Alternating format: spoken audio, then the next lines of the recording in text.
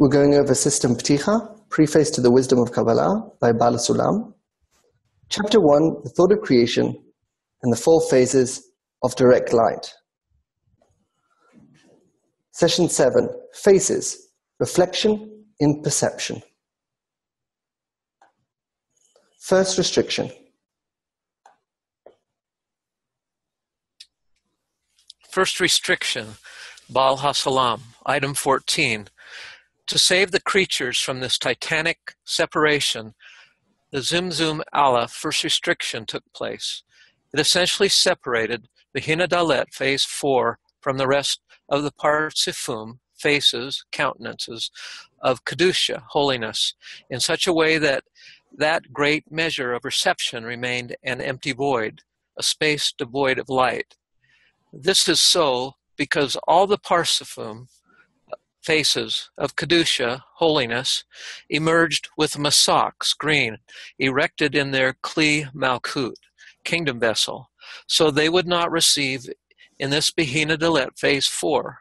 Then when the upper light was extended and spread to the emanated being, this masak screen rejected it.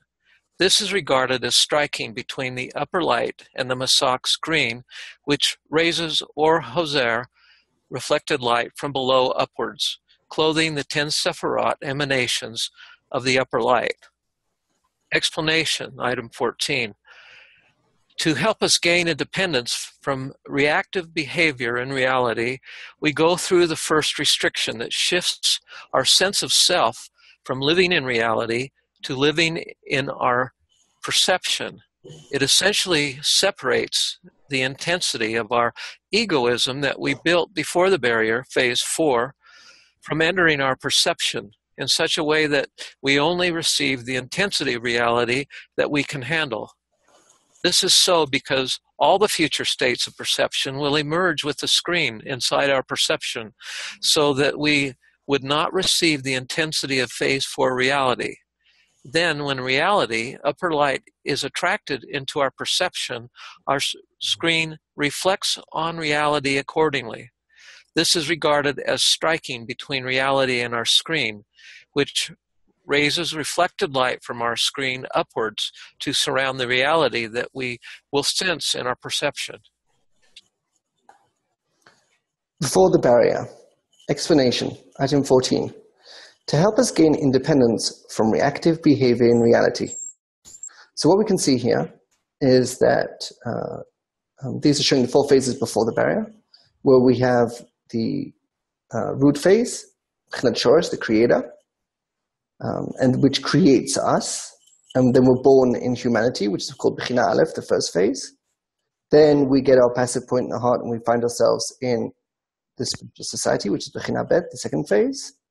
Then we get our active point in the heart, and we find a group to actually clean our concepts, Bechina Gimel, third phase. And then finally we reach the individual phase, Bechina Daled, fourth phase. First restriction. We go through the first restriction that shifts our sense of self from living in reality to living in our perception.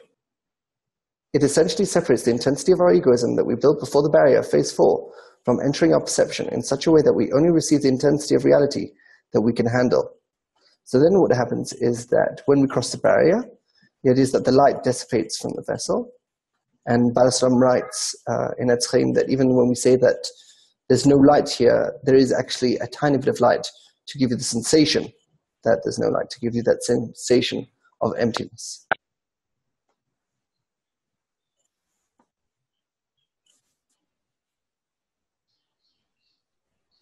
Zakai, the shifts our sense of self from living in reality to living our perception. That means what? Power. You feel like you have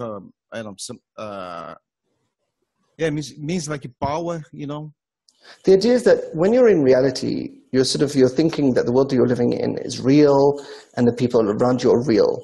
When you shift to the sense of self into perception, then you suddenly look at life as like a game, where you've got the controller and stuff. But the idea is that what you're seeing is imagination. It's like that's what the Kabbalists say, that the world that we see in our five senses is illusionary, because we think like there's actually things outside of it, but actually they're just a cascading of our subconscious drawing us this very vast picture of people and objects in front of us. So the idea is that, why is this important? Well, when you shift your sense of self from reality to perception, then you can actually interact with reality correctly. That is, our problem is that you can't use a knife if you are a knife. You can only use a knife if you're not a knife. So the same thing, you can't use reality if you're in reality. You first have to have that separation from reality, and then you can learn how to actually use it. We get that when we cross the barrier. Yeah, but if you do something like that, you gotta have, anchor. You gotta be anchored to your internal power. In perception, has this quality of more energy or something like that. I think Your anchor is your internality. Your anchor to yourself. Instead, think of it like this: the problem that people have is that they're born into this world, and they see reality and they're interacting with it all the time, but they're forgetting that they're actually interacting all the time with themselves. So they think that they're actually interacting with other people. Look, I'm talking to that person and that person. But those people are a result from your internal state. They're a representation of you. So actually your entire life, you're actually talking with yourself. So the idea is to be aware that you're talking with yourself. And then you can actually gain discernments to actually constantly grow yourself instead of constantly sort of losing yourself into reality.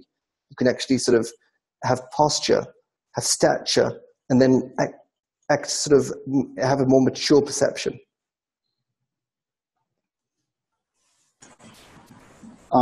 When I'm reading, there's something here that catches my eye, because the last sentence says that we only receive the intensity of reality that we can handle. And the immediate question is, hey, we can handle any kind of intensity.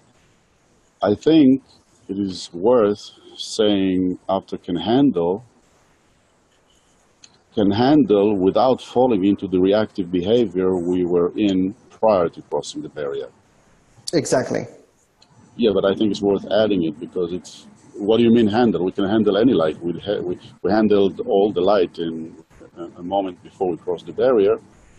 We handled it, we got it, but we don't want to handle it the same way. In what way do we not want to handle it? Similarly, we want to handle it without falling back into that reactive stage we were in. We want to no longer be there in the reactive state. And that's why we started the paragraph at the beginning, to help us gain independence from reactive behavior in reality. So it's still referring to that whole paragraph. It's referring to handling that reactive behavior.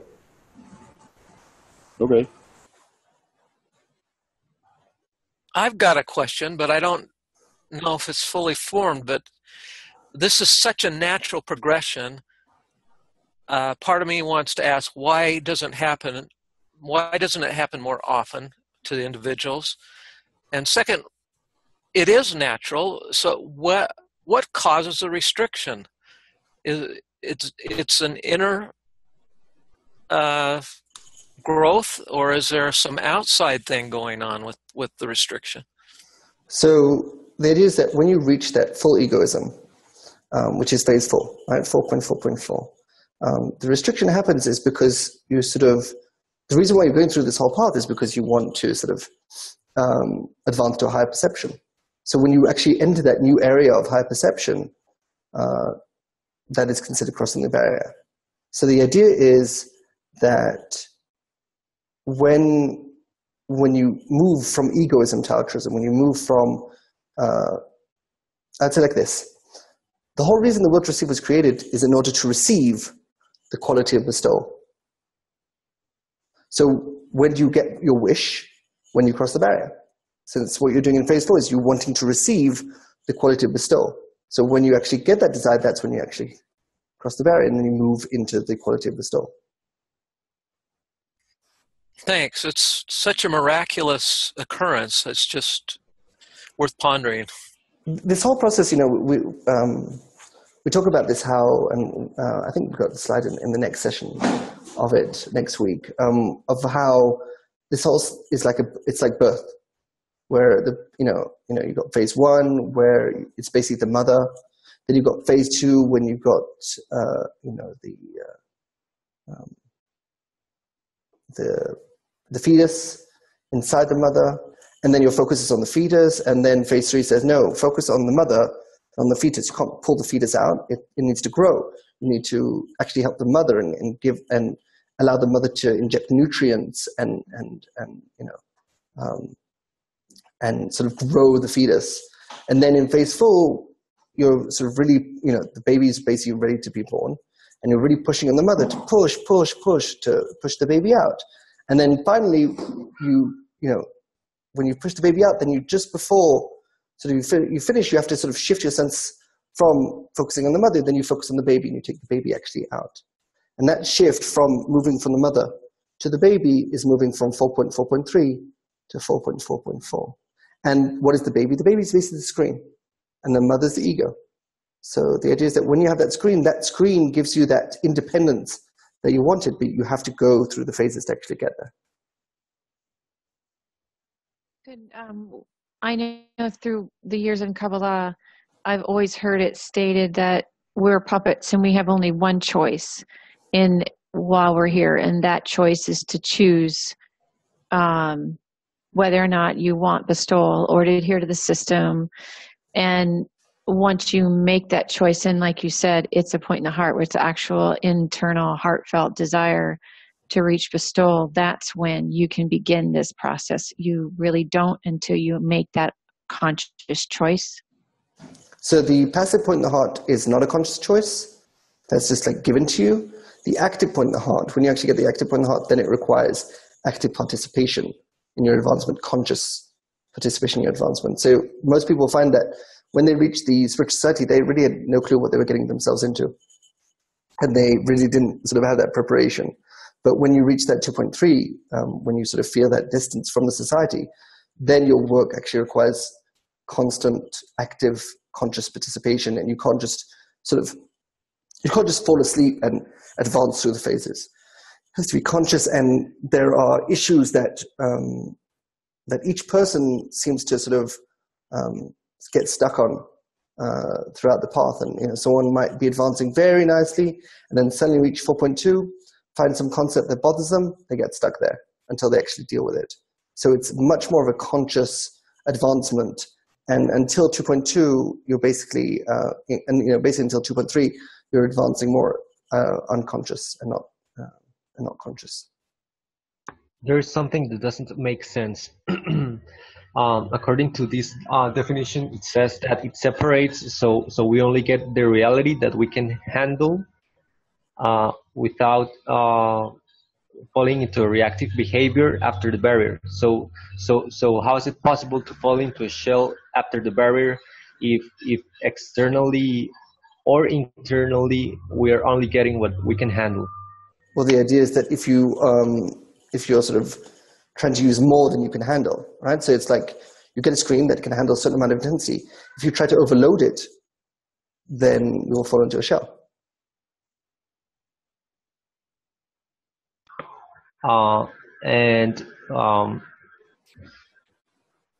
Is this decision of the screen my own decision?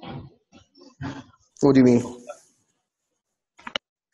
Like you said that if with my screen I want to get more than I can handle, is this a conscious decision I can make? Like this isn't the we don't get an intelligence that tells us, wait, don't overload yourself.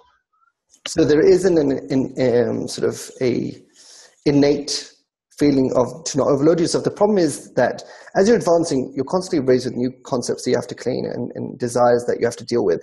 And if you don't deal with them correctly using the environment, then you're overloaded. It's not talking about just walking down the street and you're being overloaded. It's talking about that you're faced with the concept. Instead of cleaning it, you ignore it. Or you don't go to the group to actually help you with it. And then it overloads you and then you fall into a shell. So it's always of lack of use of the environment. But this is mostly an ISAC issue? It's got nothing to do with any of the classes. Any class can fall into a shell if they're not using the environment correctly. I want to relate to Daniel's question. we get the screen, and it gives us the option of getting the intensity of reality that we can handle and know more. It does not secure that this will be the case, meaning it can be that you can find yourself in situations after the barriers, like I said, that you fall into a shell, which means that you've taken upon yourself more than you can handle, and then you fall back into the reactive state, meaning it's not secure after the first restriction. You don't have a protection that you would not fall into a shell. But you are giving a tool, which is the screen, that gives you the option of not falling into the reactive behavior. Exactly.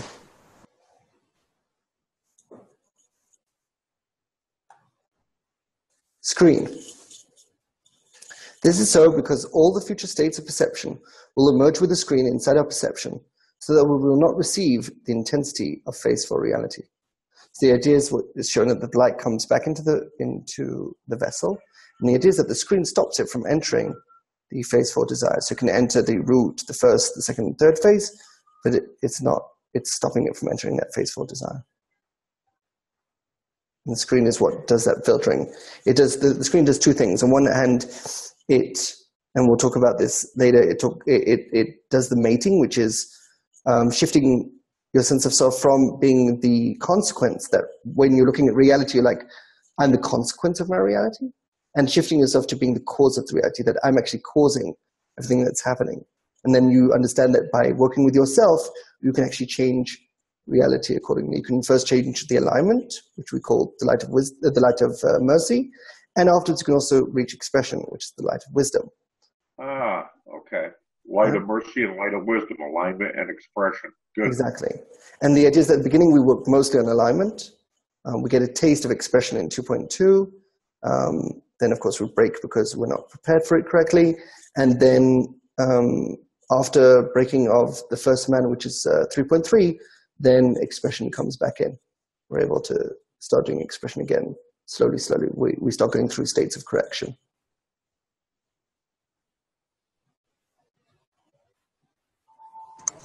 But something about the drawing that is confusing to me,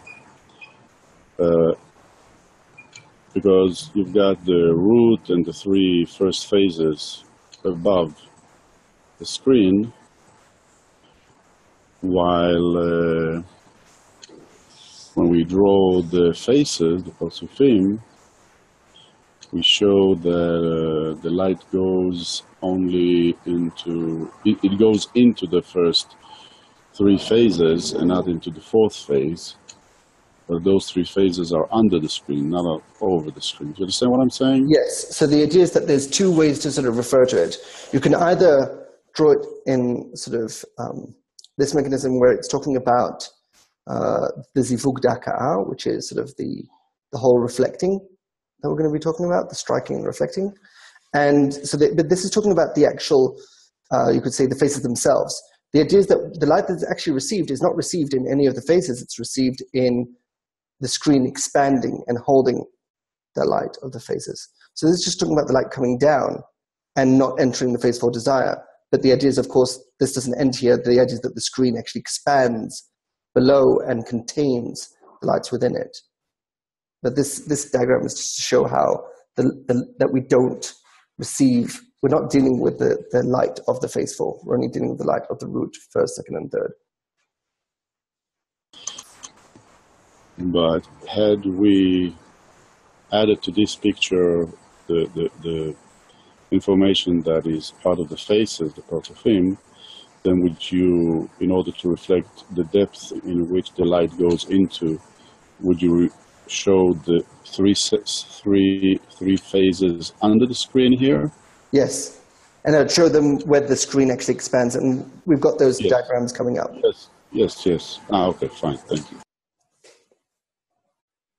So Zakai, the screen works like a filter, right? That filtering the intensity of phases for reality. That's what it does, right? The screen works like a filter, and it also works like a balloon, where the screen expands and contains the air within it. But on the other hand, it's not receiving all the air. So you could basically think of the screen like a balloon, where on one hand, only a small amount of air is actually entering the balloon, and most of the air is outside of the balloon, and the idea that the balloon expands by the amount of air that it goes in it. Okay. I have a question about fourth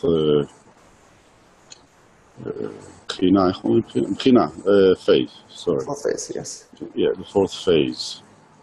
When I'm thinking about it, it seems to me like there's one discernment which is held by the fourth phase, and that is the discernment of I am in reality or I am out of reality. Meaning, when I'm not receiving in Malchut, the sensation that I'm getting is that I'm receiving everything, but I don't have a feeling that I'm inside reality. I'm looking at it from outside. I'm separated from it. I'm on top of it. I'm above it. Call it as you wish. But everything else is the same. So the idea is that what you're not receiving the intensity. You're not receiving the intensity that what drags you back into reality, you could say. So think of reality as having a pulling force, and the screen allows you to block that pulling force, to say, no, I don't want to be in reality. I don't want you to intensify me and sort of show me that I'm just another person walking in reality. I want to have the independence, that I can have that posture, that stature, that I'm going to handle reality instead of falling into reality. I get that, but I'm asking something which sounds very simplified, but feels to me like it has something in it. And I'm saying it again, that the fourth phase, the discernment in the fourth phase must be the discernment of I am in reality, or I'm in the state, or I'm out of the state. Yes. But that's, and it feels to me like this is the only discernment, which seems like very simplified, but can you, like, what I'm asking is, like, can you for each one of the stages define the discernment that needs to be cleaned, or the set of discernments, or the root discernment, I don't know how to call it, the main discernment of that phase, that when you bring it into your awareness and when you start dealing with it, then you do not, then you have the option of either being in reality or being out of reality. Is there such a discernment? There probably is, and we need to, as a group, figure them out.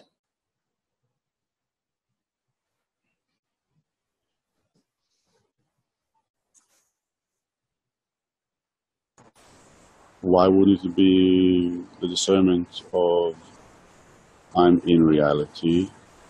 Well, that's phase 4, but what about phase 3, 2, and 1?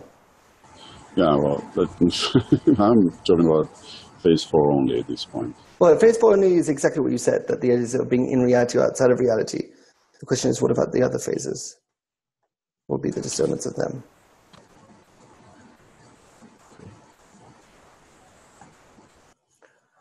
Reflection. Then when reality, upper light, is attracted into our perception, our screen reflects on reality accordingly. This is regarded as striking between reality and our screen, which raises reflected light from our screen upwards to surround the reality that we sense in our perception. And we'll go in the next slides, we'll actually talk about what is that whole process that happens in the screen. So this is just to show it on a high level, where the idea is you've got the light coming in, which is called the direct light. And then you've got a vibration from the screen, which is called reflected light.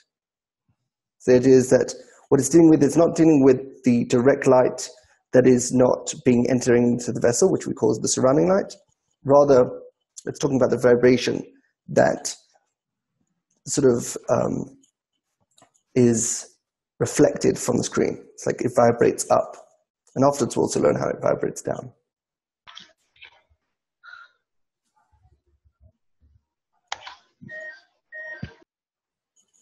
So you're saying the vibration is what we perceive?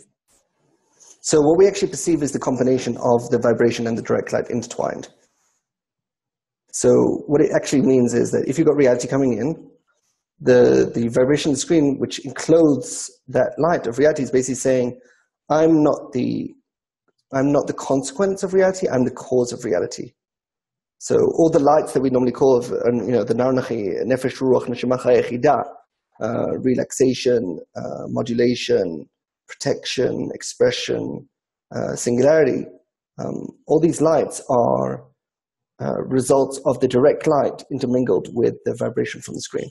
So the screen represents this idea of, I don't want to be the consequence. I don't want things that happen to me that to say, oh, look how they're happening to me.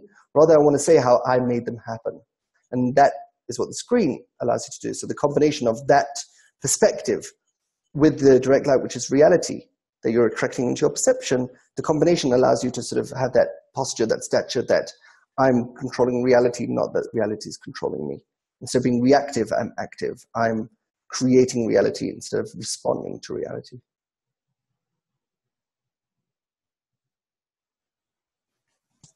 Becoming the cause instead of the effect. Exactly. The cause instead of the consequence.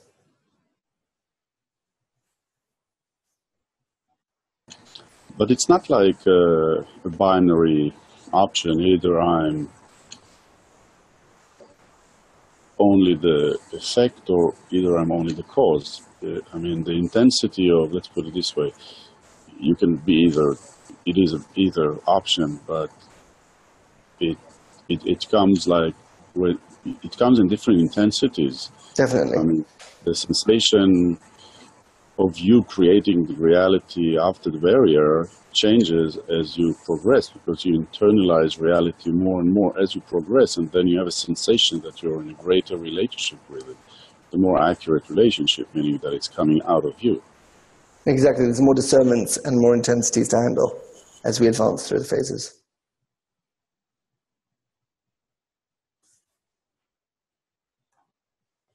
Reflected light. Reflect the light, Baal HaSulam. That part of the light that is rejected and pushed back is called Ohoser, reflected light. As it dresses the upper light, it becomes a kli, vessel for reception of the upper light, instead of a Berina Dalit, phase 4. Since afterwards the kli, vessel of Malhut, kingdom, had expanded, by the measure of Ohoser, reflected light, the rejected light, which rose and addressed the upper light from below upwards, and expanded from above downwards too. Thus, the light were clothed in the Kelim vessels for witnessing the Ohoser reflected light. Explanation. That part of reality that is rejected and pushed back is called reflected light. As it dresses the reality that we do sense, it becomes a calculation for perceiving reality from the cause instead of the consequence. Since afterwards our screen expands into our perception by the measure of reflected light, that was calculate, privileged, and contains the direct light. Thus, reality is clothed in our perception, witnessing that reflect light from the screen.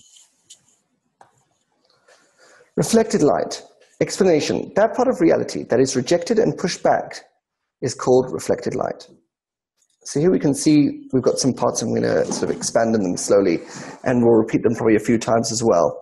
So, in the Parsuf, which is the spiritual face, we've got multiple parts, and we've got, here we're dealing with the Rosh, which is the head, which is what does the calculation, and you've got the Ol Yashar, which is the direct light, which is wants to come into the vessel. We've got the screen, the Masach screen, which is at Peh, the mouth. It's called Malchut HaMizdaveget, the mating kingdom.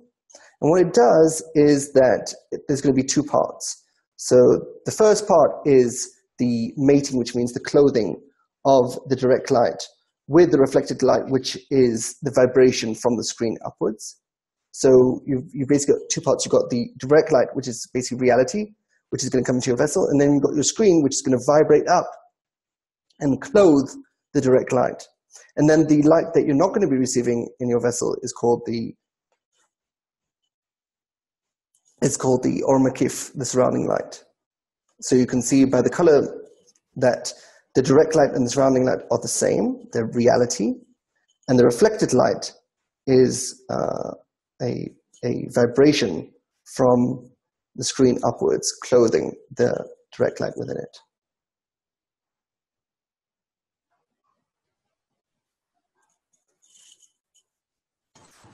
If the direct light is 100%, okay, and if I'm calculating that I'm only willing to receive 20%,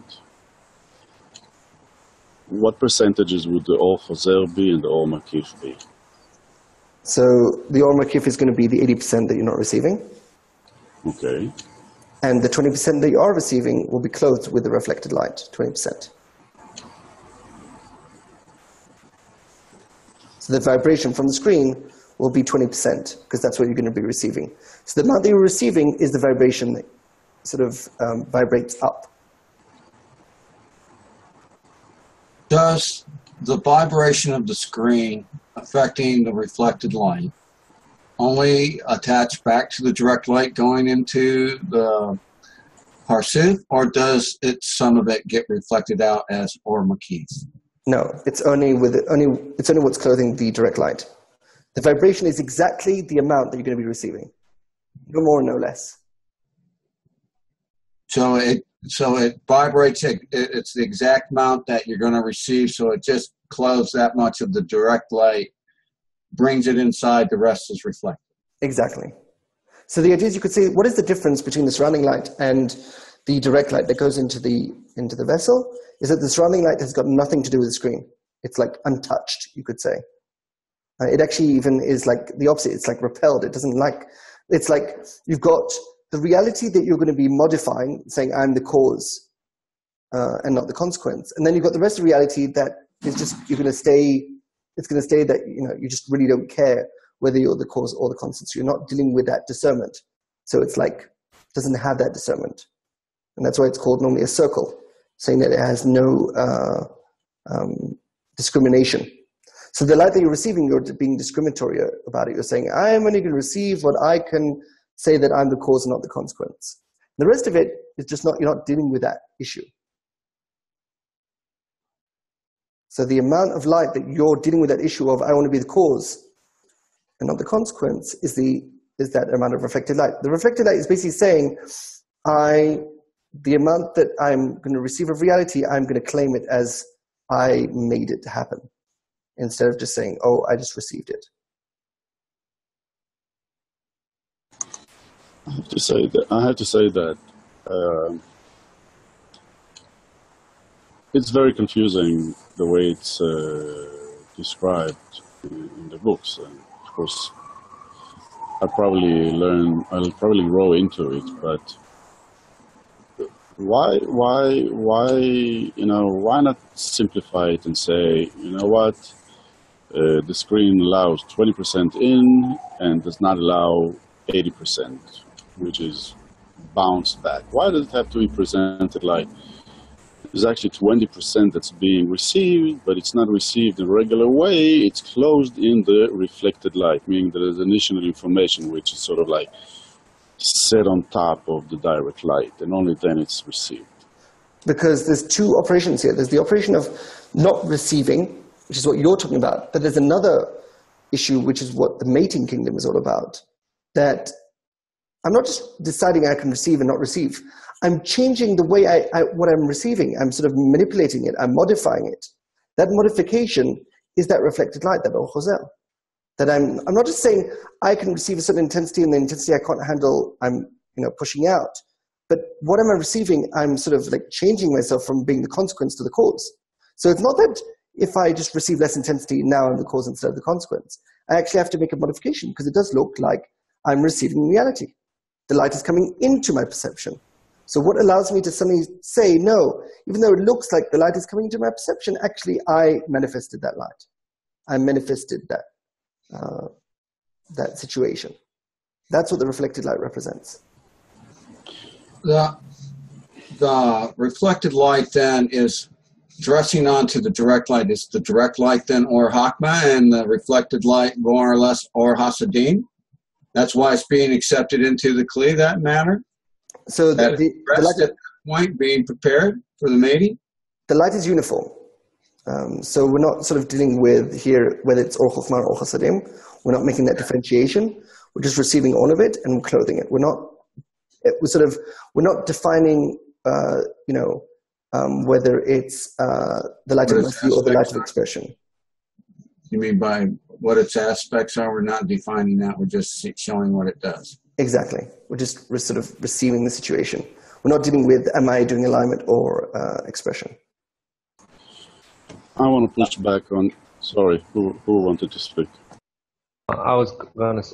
Okay. So basically, the screen makes the decision about what events I can manipulate, so I don't break. So it's so it's not like like the decisions will not hurt me, right? So that's the relationship between, okay, I can receive this in reality, maybe, like for instance, I want to be the boss of a company, but I know that being in that position I cannot handle. So the screen will stop that from happening. So if we corporalized it, if you are choosing a certain job and you know you can't handle it, you probably won't take that job. And you know that if you do take that job, in the end, it'll push you and break you. So, but the decisions of what you do with business has got nothing to do with the screen. The screen is dealing with, if I'm in any situation, let's say I'm in a certain position, right? And I'm in that job. Situations are going to start coming to me. How can I handle those situations? How can I handle more and more situations by thinking that I'm the cause instead of the consequence? That's what we're dealing with here. We're not dealing with should I buy ice cream or should I buy chocolate? We're not dealing with corporeal decisions. We're dealing with our perception as a whole. That is, I'm moving around my reality, right? Now we're talking about the relationship with that reality. So we're not talking about the individual actions that you're doing in reality, that you're having to think, okay, can I do this, can I not? No, that's not what we're talking about. We're talking about as a whole, my whole experience. Can I handle that experience or can I not handle that experience?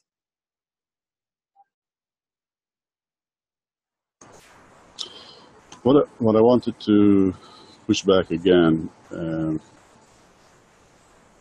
it's about the Orchosa, because when I said earlier, why isn't it that, it's just showing that the direct light gets to the screen screens it, allows 20% in, does not allow 80% out, and that's the simple description, and instead they choose to describe it as Or Choser and everything. So you said that the Or Choser reflects my active participation or my influence on the reality which I perceive. It's that extra information that I adjust in the light before I receive it. Exactly. And I get that, but to be honest, I'm saying to myself, they could have just shown the screen, allowing 20% in, pushing 80% out, and say that when the light goes through the screen, it doesn't just go through it, period, as a direct light and so forth, but the screen does something to it.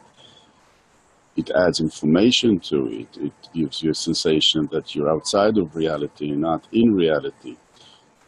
So what would have been missing in this description in comparison to the Or Choser and what I perceive as a slightly more complex description of the situation? So first of all, that's what we're actually trying to do in these sessions. We're trying to not just explain the structure, which you can see on the right side, of the screen, but also explain what it actually means on the left side of the screen.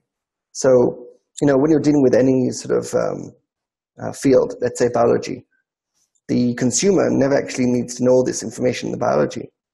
What we're trying to do here is we're trying to sort of match between the biology, you could say, and the product that you actually have. It's like you're taking a pill, and you're like, this is just a pill. Why don't they just say you take a pill, you take Advil, and your headache disappears? Why did they have to say that it contains this ingredient, and this ingredient breaks into this ingredient, and that ingredient breaks into that ingredient? Just tell me, I take a pill, and my headache goes away. So the idea is we're trying to learn here the structure about how it actually happens, and how it actually works within us. So, of course, when you're dealing with the structure alone, you have people that know the structure great, but they have no idea what it's actually talking about. Then you could have the other people that sort of know the process, but don't have the structure to back it up. And what we're trying to do here is try to have that middle line of have the structure, but understand what it's actually talking about and how we can actually feel these sensations, especially after the barrier.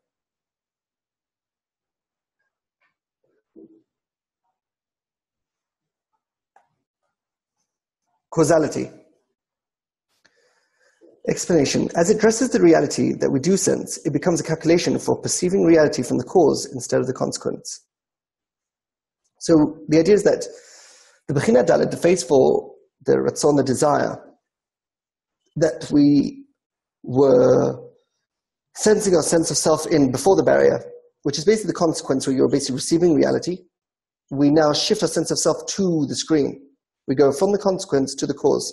And the idea is that from the screen, where the light is going down in, we're going in the same direction, sort of, that the light is coming in. It's like we're being equal with it, like equal partners with the light. So instead of receiving, we're bestowing. We're going in, we're being the causality, we're saying we're causing reality instead of saying we're the consequence. Instead of just receiving and then complaining, oh, life isn't working the way I wanted it to.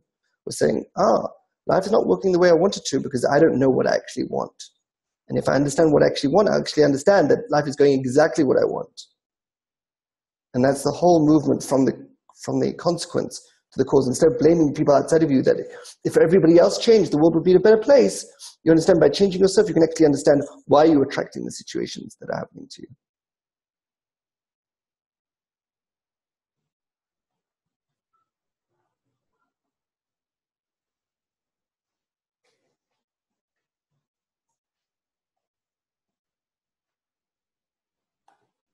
Expansion. Since afterwards our screen expands into our perception by the measure of reflected light that was calculated previously and contains the direct light. Thus, reality is clothed in our perception within that reflected light from the screen.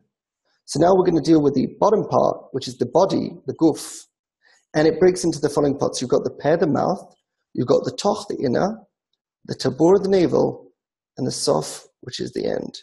So we've got the peh, the mouth, which is the screen.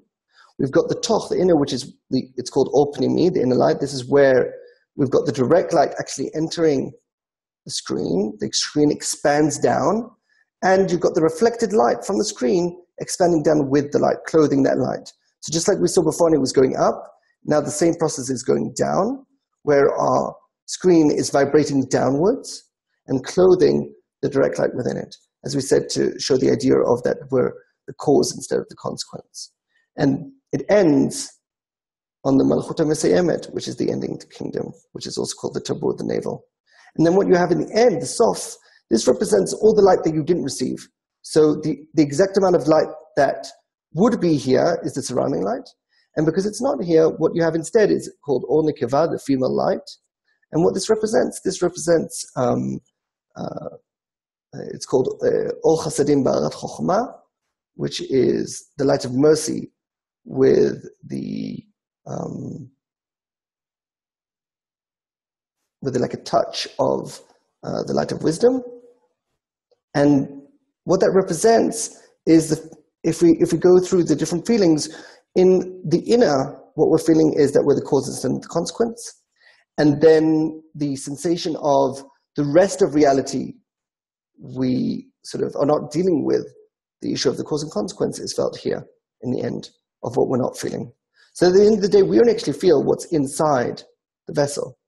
The idea is that the part that is enclosed within the screen, we feel is the cause instead of the consequence. And the part that we're just, feeling again like We don't really care if we are the causal consequence. That is considered the female light. It's just receiving. It's not bestowing. It's not trying to claim causality.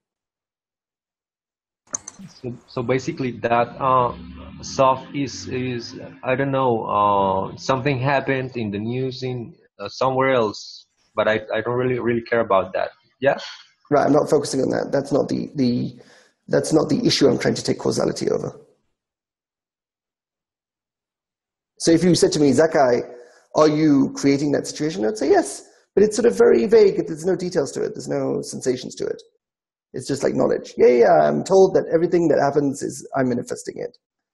The inner light is what you actually feel that you're manifesting.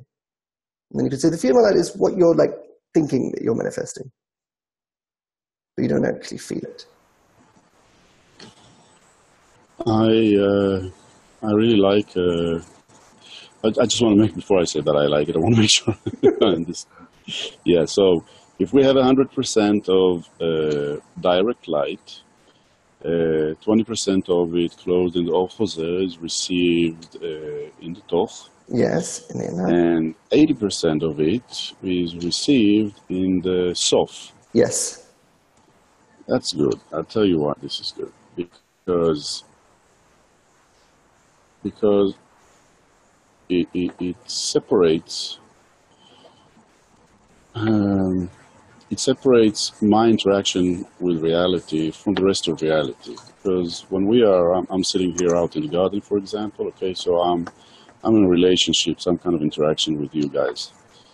But as I'm sitting here, you know, there's all kinds of things around me which are here, but I have no reference to them with a question, oh, am I the cause of the consequence of the gate of my garden, or am I the cause of the consequence of the tree?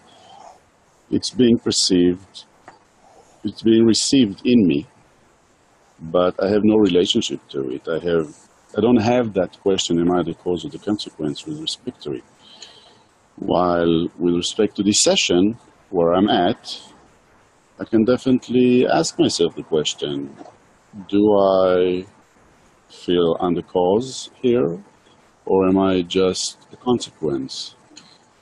So basically, what it does for me is like it takes the whole experience of reality and breaks it into two parts. One in which I'm in, which is in my full awareness and focus, and one which is outside of my focus. Does that make any sense? Just remember that in the entirety of Kabbalah, we're never dealing with the vegetative and the animal part. We're only dealing with people. So when we're talking about, the receiving of reality, sensing this part, we're always only talking about interactions of people. The reason is because only with people do we actually think that they have free choice. So it's only with that we're actually dealing with this whole thing of the cause and consequence. With the animals and all that, we don't sort of have that dilemma. So there's no need to actually reference it or feel it or sense it in any real matter. We're only dealing with people. Okay, so even more so, it makes it even simpler. Like I'm in interaction with you guys in this Zoom session, but as we sit right now, my wife is in her room and my son is there and there's people on the street. And I'm not dealing with the question whether I'm the cause or the consequence of their existence. Exactly. And the reason it's called the female light is because there's a simple reception there, receiving. Exactly. You're not bestowing, you're just receiving. Mm-hmm. So basically what you're saying is that males are just... It's talking about qualities here, we're not talking about people. Complicated. So we're just talking about qualities. So we've got the quality of the female, which is receiving, and we've got the quality of the male, which is bestowing. It's just qualities, it's not dealing with people. It can be a female end of correction, it could be a male before the barrier. I know, we're just making a joke. A bad one.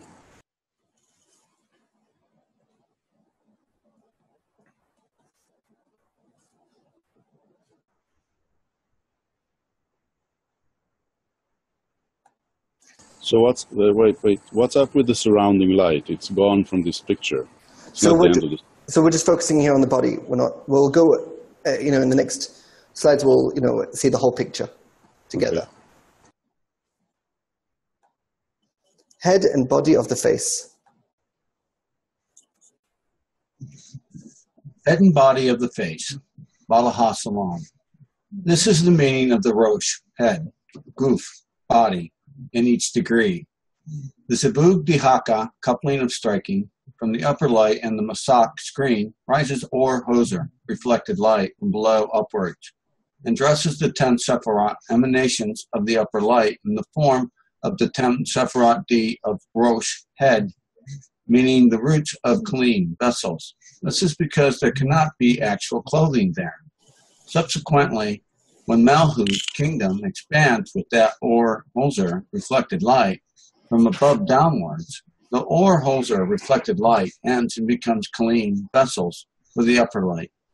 At that time, there is clothing of the lights in the Kalim vessels. This is called Guf, body of that degree. That is, complete Kalim vessels. Explanation. This is the meaning of the head and body in each face, state, after the barrier.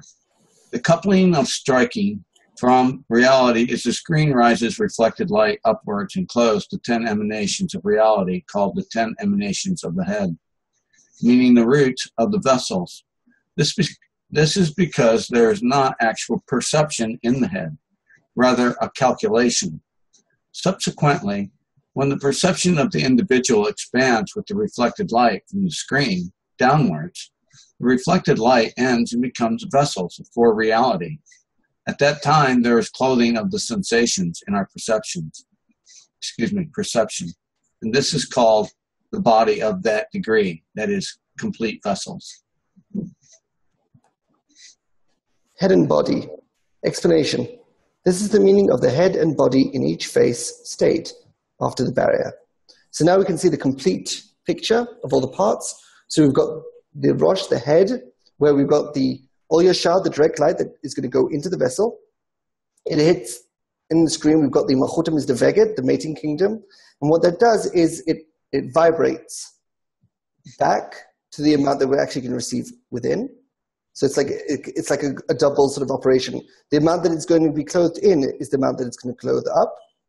You have the Or Makif, the surrounding light, which is the light that you're not going to be receiving, which we said is referenced here in the Sof, in the end, called Or Nekeva, the female light, which is also called Or Chazel, reflected light. And then we've got the actual screen that expands. So at the beginning, the Malchutim is the Veget and the Malchutim is Emet, which is the mating kingdom and the ending kingdom, are one. And then as the light starts to enter the vessel, the screen expands to contain the inner light between it, which the inner light we said is the combination of the direct light with the vibration reflected light from the screen that reflects downwards. And so we've got the pair, which is the mouth. We've got the toch, which is the inner what we're receiving. We've got the tabur, the navel, which is what is, you could say, not allowing more direct light to enter the vessel. We've got the soft end, which is the sensation of what I'm not dealing with, what I'm not sort of the surrounding light, you could say. I'm not trying to claim causality. I'm not trying to be cause instead of the consequence. And from the pair until the end is called the guf, the body. This vibration that you're speaking of with the arrows there, the wavy arrows, that's the point of calculation, inner calculation? So the inner calculation is done in the head, and then the actual clothing is done in the inner. So these vibrations actually clothe the causality. You could say the calculation of causality is done in the head, and the actual sensation of causality is done in the inner. So what basically happens is you never actually feel the head. What you do is you feel the inner, and then you sort of say, oh, I must have calculated, this was my calculation, and you claim that to be the head. But there's no actual attainment in the head. The attainment is only in the body.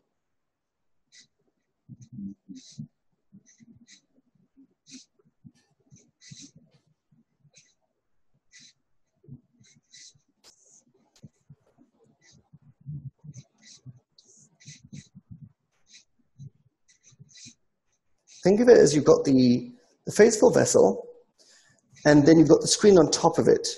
And the screen sort of expands down to a certain point, right, like a balloon on top of it, right? So the balloon contains the light within it that it can handle, and the light that it can't handle within it is sort of outside. It's like if, for example, you've got a container, and you put a balloon in the middle, and you start filling water into that balloon. The balloon starts to expand. At a certain point, the balloon can't handle any more water, so what happens? The water gushes out of the balloon and starts to fill the vessel. So you could say that the water that can't fill the balloon is called the surrounding light, and the light and the water that can fill the balloon is called inner light. And we could translate all that into situations that we're confronted with and working with along the way, kind of just keeping this figure in our mind and recognizing that there's just so much of it that you can discern and work with, and recognize that what's not discernible at the time is just there, kind of just waiting. If you just put it aside. Exactly. And you sort of as you go through the path, you sort of claim more of that part that you can actually handle. How does that work after under correction? How does this work after under correction? So after under correction, all these processes still happen, but the idea is you sort of finalized that process within you, so it's like automatic, you could say. You don't have to think about it. There's no sort of actual disturbance you have to collect to sort of handle this whole alignment. The alignment becomes just second nature at end of correction. And then most of your conscious work is on expression.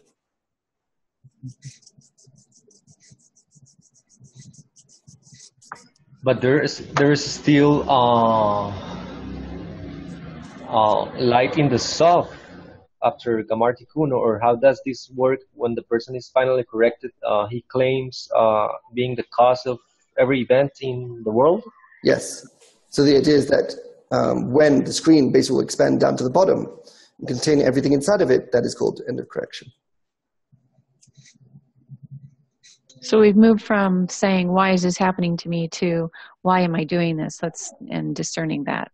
Exactly. So beforehand, you're constantly saying, why is this happening to me? And then when you reach the correction, you're saying, why am I doing this to myself? Is there a level, though, where doing this to yourself has a purpose, and we're not yet at that final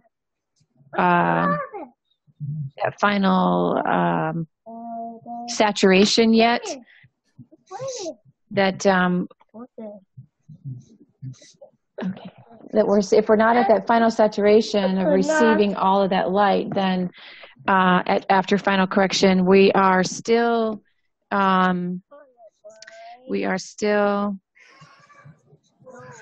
Okay, I got to formulate the question. Yeah, if we're not at the final threshold, we're still developing, we're still working the system, and we recognize that we are responsible for everything. And then we start, and then you kind of falter a bit and remember that, oh wait, okay, I can manage this. And then you're using your expression, but there's a period where you're not sure how to use your expression, I guess, it's the problems of end of correction is when you're dealing with this whole new part, which is an expression. So you've got most of our focus from the barrier until end of correction is focusing on the light of mercy, which is what we said, alignment.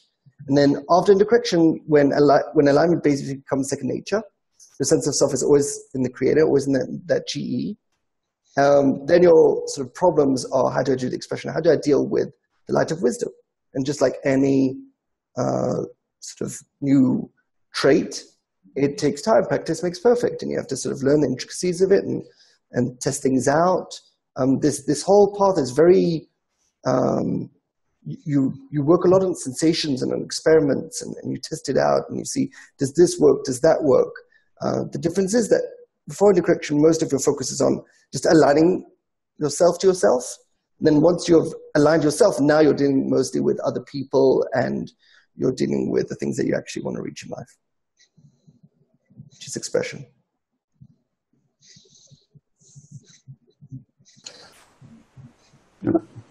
Anybody wants? Okay, I'll go. So my perception, if I'm reading it right, is in the box, meaning the two parts of the box. Yes.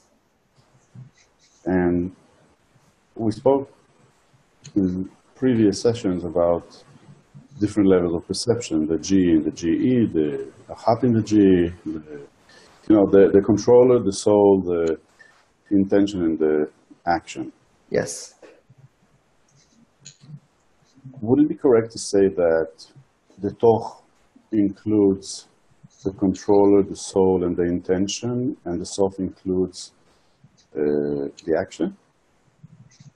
So the idea is that when we're dealing with the first Potsufis, what we're dealing now, which is basically after the barrier, 1.1, we're not yet dealing with the G and the Echad. We're not yet dealing with those four parts within the ego, which, this whole end is basically the phase 4 of desire, that individual. And what we're dealing with here is just the root phase 1, 2, and 3. Then we're not actually dealing with those different parts of ourselves of, am I the controller? Am I the soul? Am I the intention? Or am I the action? We're not dealing with those parts yet. We're sort of floating above our ego. We're above our ego. We're looking at our ego. We're not actually yet discerning the different parts of our ego and how they work. And all that is below the tabur, the navel. So what we're dealing with is just floating above. We've crossed the barrier. We've shifted ourselves from egoism to altruism. Now we're looking at our ego. We're looking at everything. We're like, wow, what's happening over here? We're sort of very just monitoring, observing. We're not dealing with, like, can I control this? Can I change this? We're not dealing with that. We're just dealing with, like, watching a movie, you could say. You could say that moving from 1.1 to 1.4 is watching a movie of your life. And then 2.1 and above, then you'll sort of start to get the control and you're trying to mash the buttons and press and say, oh, does this work? Does that work? Does this work? Does that work? And then you're dealing with, okay, I have the controller within me. I've got the soul within me, the intention and the action. Those, you could say, the different buttons you're pressing. But now you're just watching it as a movie. So you've got no controller, you've got no buttons to press. You're just watching and observing your life go in front of you, understanding that you're the cause of it, but you're not actually dealing with the intricacies of how do I change it, why am I doing this, and those different discernments.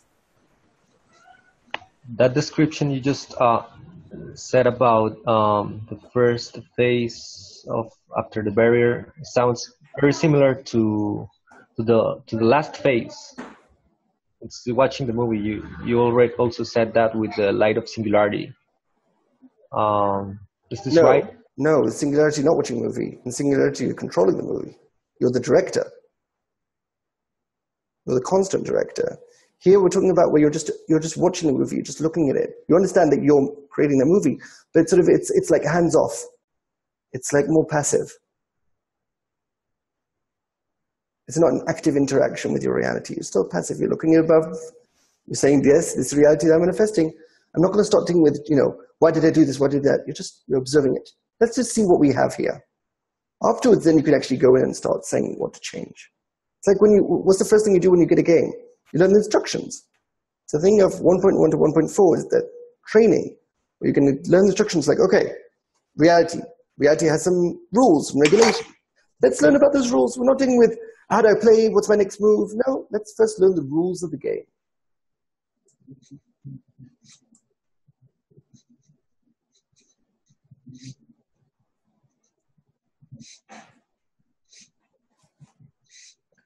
Head of the face, the coupling of striking from reality in the screen raises reflected light upwards and closes the 10 emanations of reality called the 10 emanations of the head, meaning the roots of the vessels. This is because there's not an actual perception in the head, rather a calculation. Right, so we're just putting a focus in here. Again, we talked about how the Ori Yashad, the direct light, that what will come into the vessel is clothed with the screen reflecting back, Or Chazer reflected light, and the light that I'm not receiving in the vessel, in my perception, is called Or Makif, surrounding light. So you've got the coupling of striking, you've got the coupling, which is what we're allowing in, and you've got the striking is what you're rejecting, or you're not allowing in the vessel, in the perception.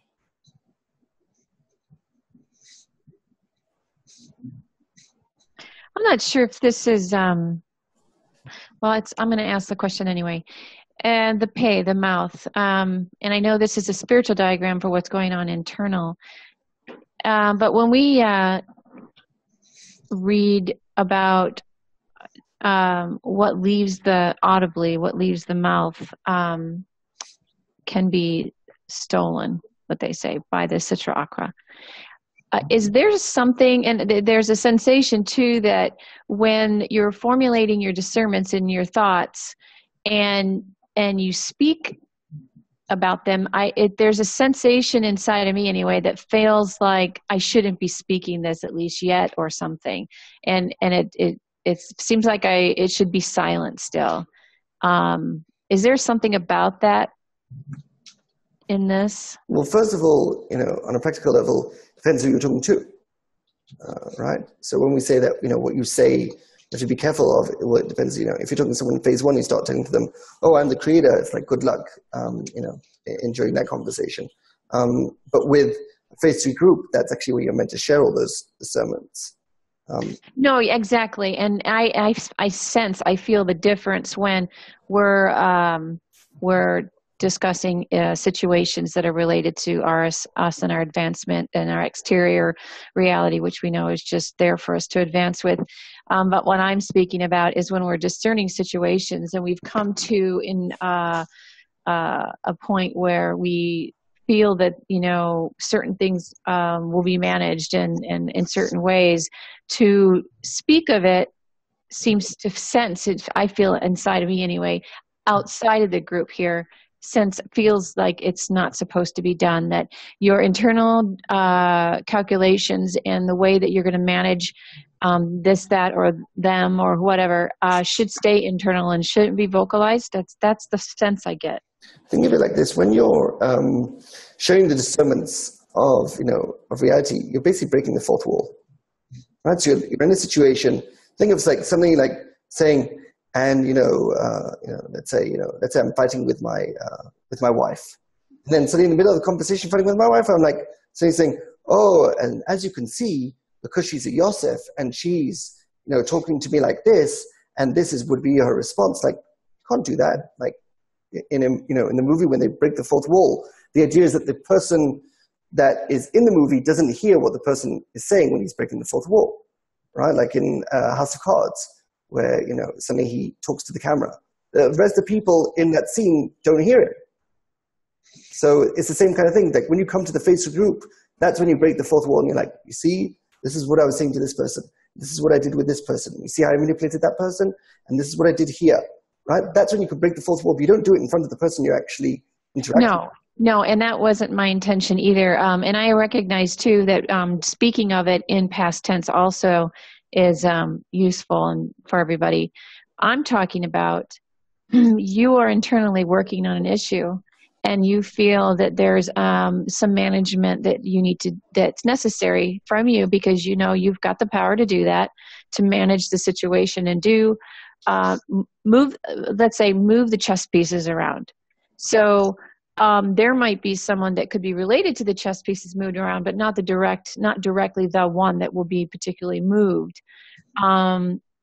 It seems to me that anyone involved with the management of whatever environmental system that you're working on, that nothing should be spoken out loud. Yeah, you shouldn't tell them of it. I would say that even if you told them, it wouldn't help them. But the idea is sort of to keep reality.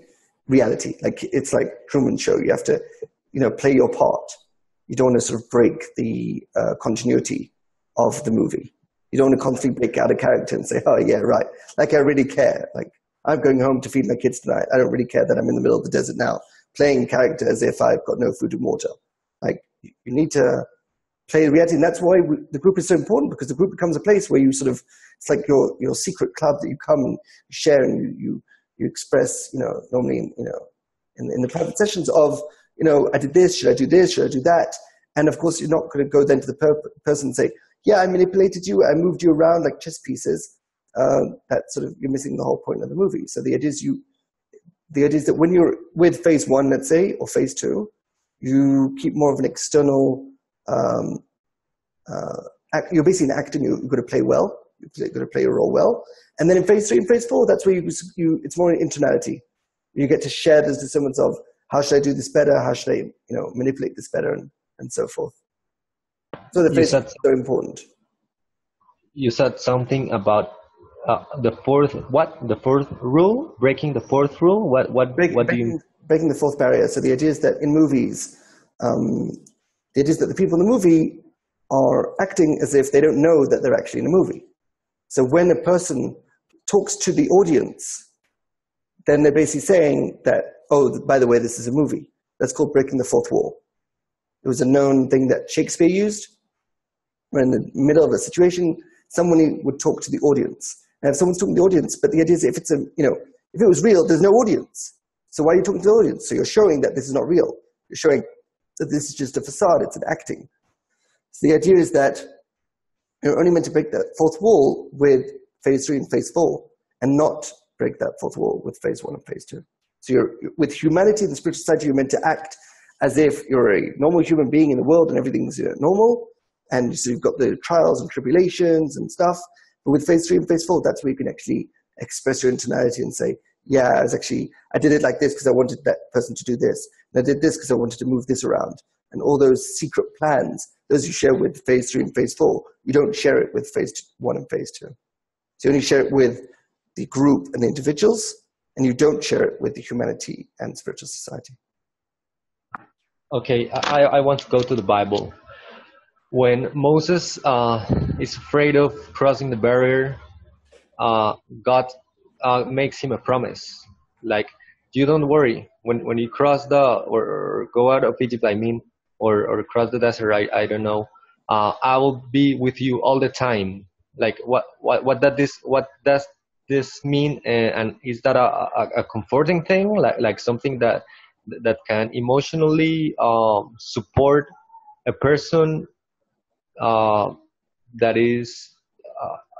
that like makes him more prepared to cross the barrier?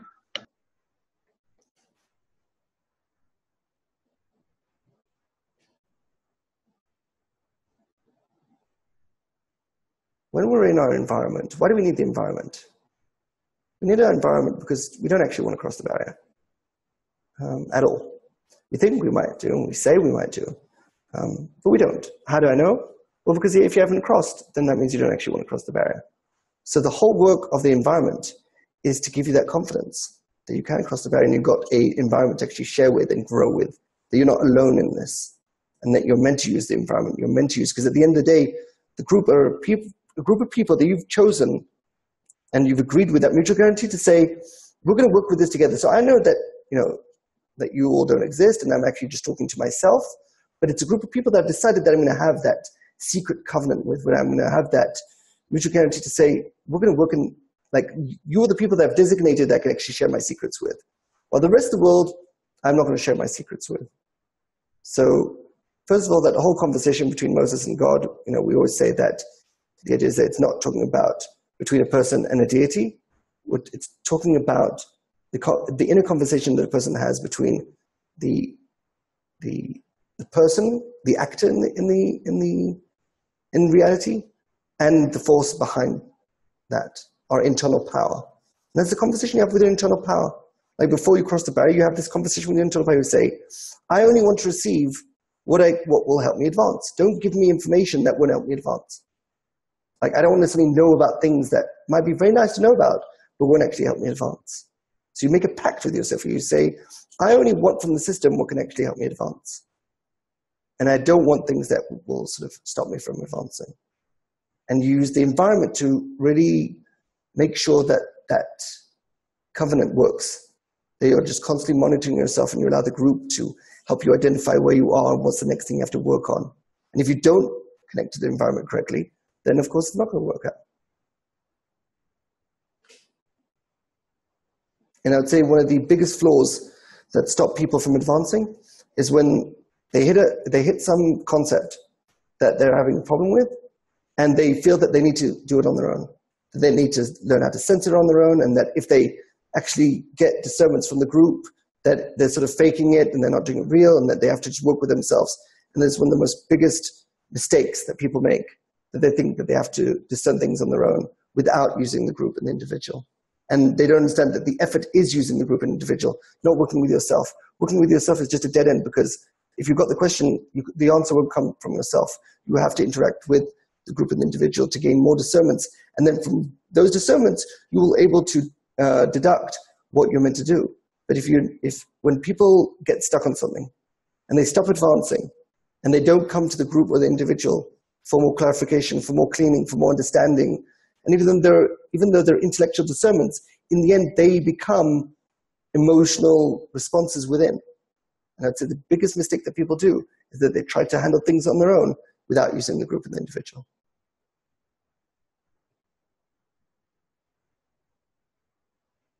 And those situations are given to show people that look what happens if you don't use the group and the individual. You get stuck on your own, and there's just no point. If you're stuck with something, there's some concept that's bothering you, the idea is to go back to the group and individual to ask for more clarification, for more help, to understand, why am I not sensing this correctly? Why am I feeling something different from what I'm actually meant to feel? So you're not meant to just spend weeks in yourself trying to figure it out. You're meant to come to the group and individual and interact with them.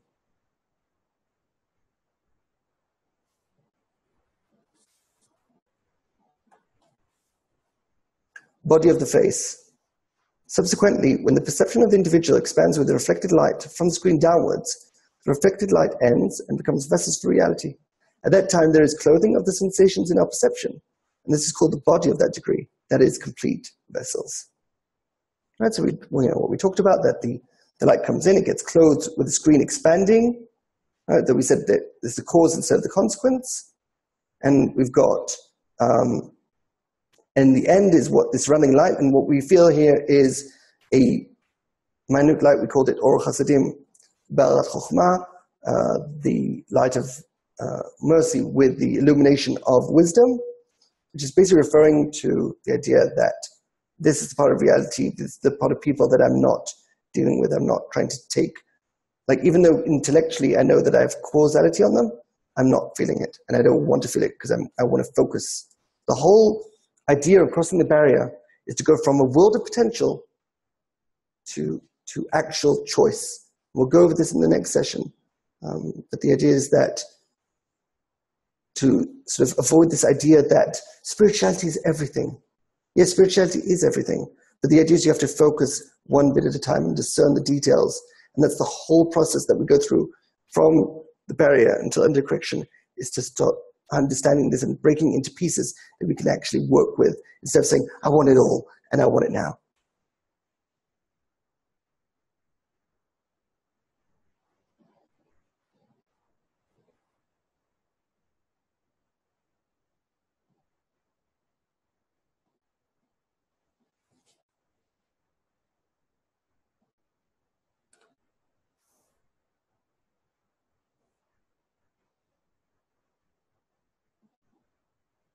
What are your thoughts on the session?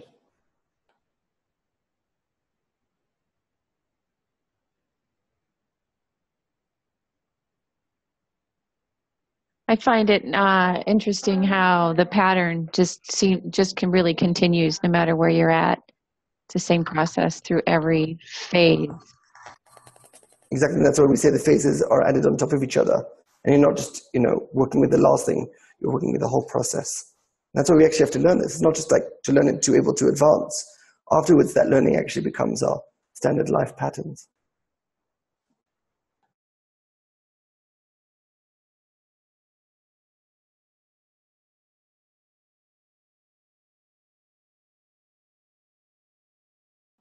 All right, I think we'll stop here and enter the after party.